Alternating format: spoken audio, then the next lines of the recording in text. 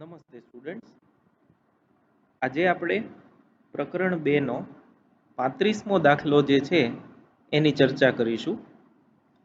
આ દાખલામાં એક ગોળો અને એક કવચ આ બંને વચ્ચે વિદ્યુતનું વહન કેવી રીતે થાય છે, અથવા તો બહુ પ્રિસાઇઝલી કહીએ તો વિદ્યુત ભારનું વહન ક્યાંથી ક્યાં થાય છે એ દર્શાવતો દાખલો છે. વાન ધ ગ્રાફ જનરેટર એવું એક સાધન આવે છે કે જે ખૂબ જ ઊંચો વિદ્યુત સ્થિતિમાન મેળવી અને વિદ્યુત ભારિત સૂક્ષ્મ કણોને પ્રવેગિત કરવા માટે વપરાય છે. એના સિદ્ધાંત નો આ દાખલો છે, એટલે એ દ્રષ્ટિએ આ ફિઝિક્સ પોઈન્ટ ઓફ વ્યૂથી ઇમ્પોર્ટન્ટ. હવે આમાં તમને આવું આપેલું છે, રકમ વાંચતા જઈએ. R1 ત્રિજ્યા અને Q1 વિદ્યુતભાર ધરાવતો એક નાનો ગોળો R2 ત્રિજ્યા અને Q2 વિદ્યુતભાર ધરાવતી એક ગોળાકાર કવચ વડે ઘેરાયેલ છે. એટલે આ જે છે એ ગોળાકાર કવચ છે.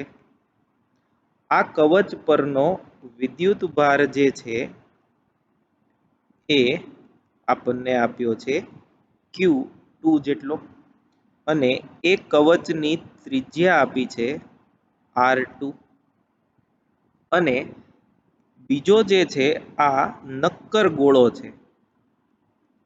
આ જે છે એ ગોળો છે. આ ગોળાની ત્રિજ્યા R1 છે, R1 ત્રિજ્યા, અને એની સપાટી પર પણ વિદ્યુતભાર છે, અને એ વિદ્યુતભાર છે એ છે Q1 જેટલો. તો તમને એવું આપ્યું છે કે Q1 ધન હોય તો જ્યારે બંને તાર વડે જોડેલા હોય તો અને કવચ પર કોઈ પણ વિદ્યુતભાર Q2 હોય તો પણ વિદ્યુતભાર હંમેશા ગોળાથી કવચ તરફ જ વહન પામશે. એટલે આપણે જો આ બંનેનો વિદ્યુતીય સંપર્ક કરાવીએ તો વિદ્યુતભાર જે છે એ હંમેશા ગોળા પરથી કવચ પર જશે. કવચ પર ગમે તેટલો વિદ્યુતભાર હોય તો પણ આમ જ થશે. તો હવે આપણે એવું જાણીએ છીએ કે વિદ્યુતભાર ક્યાંથી ક્યાં જાય એ વિદ્યુત સ્થિતિમાન પર આધાર રાખે છે.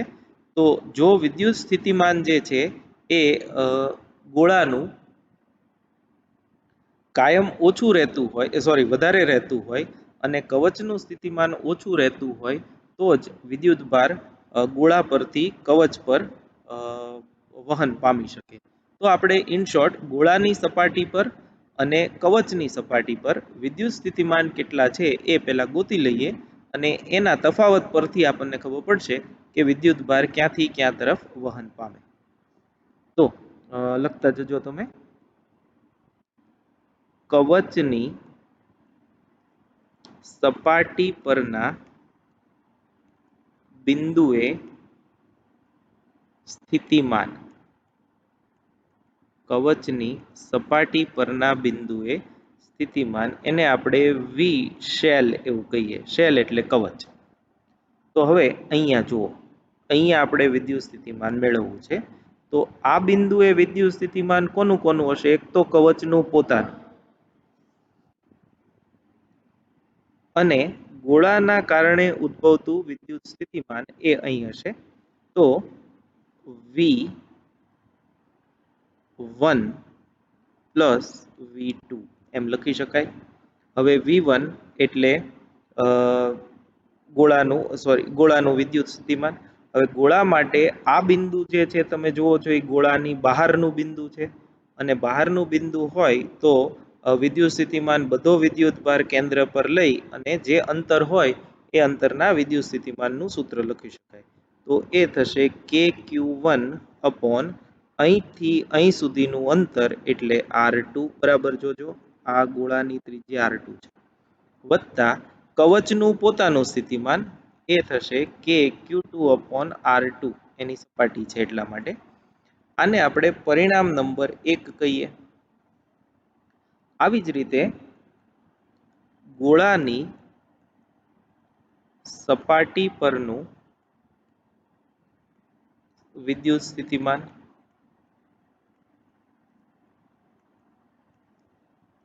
V એને આપણે સ્ફિયર કહેશું, V સ્ફિયર બરાબર V1 પ્લસ V2 એમાં બંનેનું સ્થિતિમાન હશે. પણ હવે અહીં ખાસ જોજો, અહીંયા વિદ્યુત સ્થિતિમાન ગોળાનું પોતાનું વિદ્યુત સ્થિતિમાન કે Q1 બાય R1, કેમ કે અહીં સુધીનું આનું અંતર R1 જેટલું છે, આ અંતર. પણ કવચ માટે આપણે એવું ભણી ગયા છીએ કે કવચ વડે ઉદ્ભવતું સ્થિતિમાન સપાટી પર જેટલું હોય એટલું જ અહીંના બધા બિંદુઓએ હશે, આખી અંદરની ભાગના કોઈ પણ બિંદુ. આ બિંદુ કવચની અંદર છે એટલે કવચનું સ્થિતિમાન કવચની સપાટી પર હોય એના જેટલું હશે. તો V1 થશે KQ1 બાય R1, પણ V2 થશે KQ2 બાય R2, જે એની સપાટી પર આપણે લખ્યું છે એ જ સ્થિતિમાન અંદર હશે. પરિણામ નંબર 2. હવે આપણે કવચ અને ગોળાની સપાટી પરના સ્થિતિમાનો મેળવી લીધા છે. તો સમીકરણ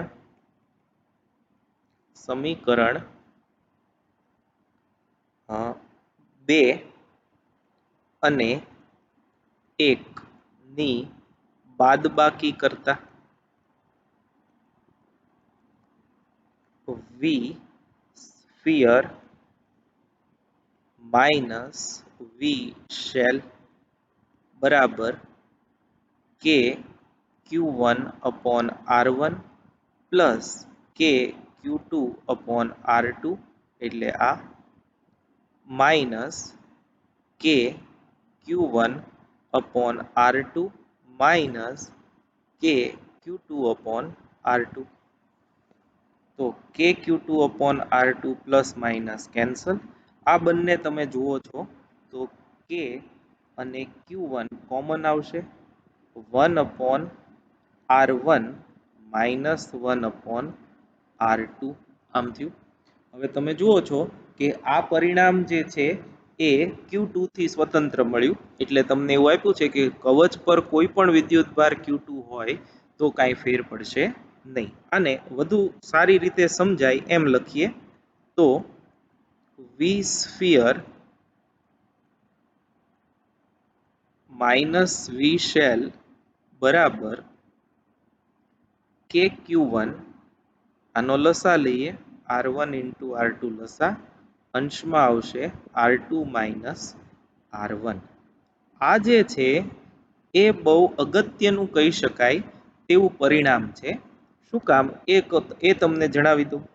અહીંયા તમે જુઓ છો કે જો R2 ગ્રેટર ધેન R1 હોય, કેમ કે આપણે એવું કીધું છે કે મોટો કવચ જે છે એની અંદરના ભાગમાં ગોળો છે, એટલે જો કવચની અંદરના ભાગમાં ગોળો હોય તો દરેક વખતે R2 છે એ R1 કરતાં મોટું જ થાય.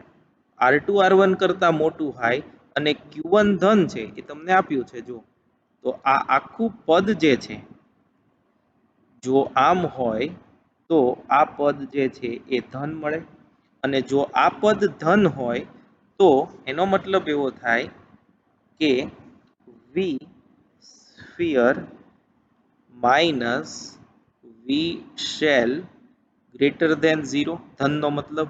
અને આ એવું સૂચવે છે કે V sphere is greater than V shell, એટલે કે ગોળાનું સ્થિતિમાન હંમેશા કવચના સ્થિતિમાન કરતાં વધુ જ રહેશે.